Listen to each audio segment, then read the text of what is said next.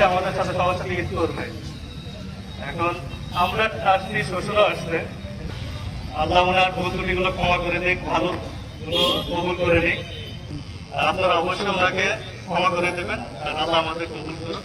যা শুরু হবে, যেহেতু গড়ের মসজিদে নামাজের জন্য আমরা অপেক্ষা করছিলাম, নামাজ শেষ। শহীদ সাদিক হোসেন শুরু পর্যায়ের মধ্যে আছি যে আমরা ভাষায় প্রকাশ করার মতো অবস্থা আমাদের নাই। রাত্রি 10টার পরেও আপনারা সমবেত হয়েছেন, সেজন্য আপনাদেরকে ক্ষমা করবেন, এবং যদি কোনো বিনা ভাবনা থাকে আপনারা জানাবেন।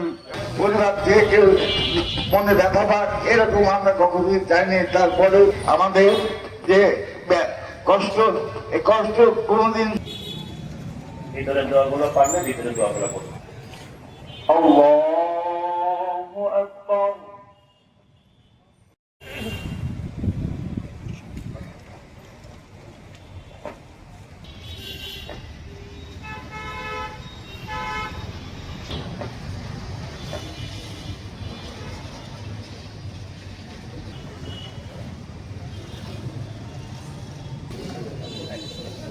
কলেজ মোড় সংলগ্নে